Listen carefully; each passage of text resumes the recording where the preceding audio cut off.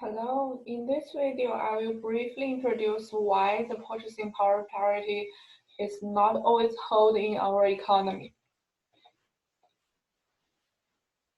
So the very first reason is that some products you just cannot buy from other country. You cannot shift your demand immediately. One thing is McDonald's price. So we all know, I just take one product from McDonald's as an example, which is filet of fish. And the price here is $3.79. And the price at China, if I got, those are exactly the same thing. Here is just the Chinese name is 15.5 Chinese yuan. As we all know, Chinese yuan are much cheaper than US dollar.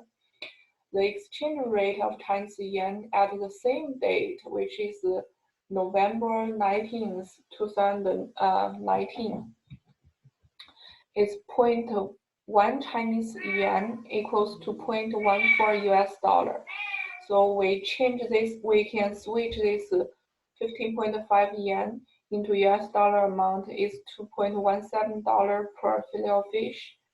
And China do not have a consumption tax, which means this is the after-tax price. And compared to the Chinese price, the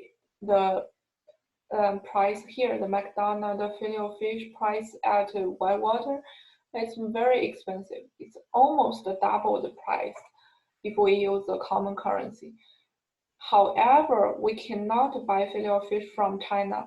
You cannot just say, okay, I want to buy a burger from McDonald's for lunch, but the price in China is so cheap. It's much cheaper, so I switch my demand. I buy my lunch from China every day. This doesn't work that way.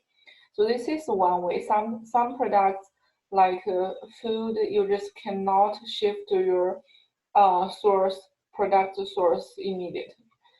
The second reason is this compounding effect. Of course, inflation has impact on the exchange rate, as we see in our examples. However, remember there's 5 factors together affect this, has impact on this percentage change of exchange rate. So here, this is E, which is the EF in our example is the percentage change.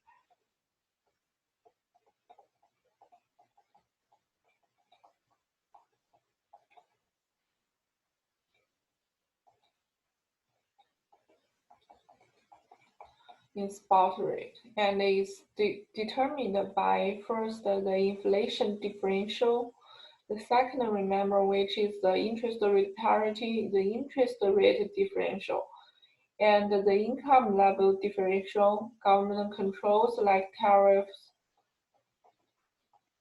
and quota, something like that. And finally, is also affected by the expectation of investors. All those factors together work on the spot rate interchange. So if we only focus on the inflation differential, and we cannot get an accurate prediction. And lastly, is for some goods there's no substitutes. For example, the rare earth.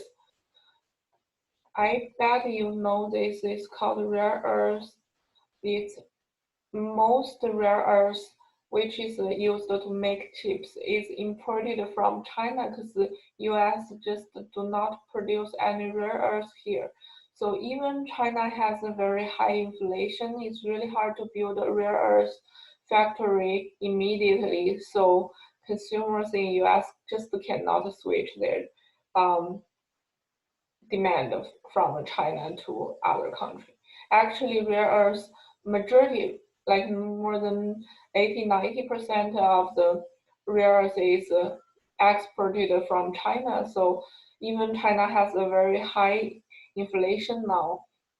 Those countries who has to buy rare earth, they have to buy from China and they cannot shift because of the high inflation of China. That is chapter 8 and class 1. And in the next video, I will talk about chapter 8 class 2, which is the so-called international features effect. And actually, international features effect is used to solve one problem in purchasing power parity. We will talk about that later. Thank you.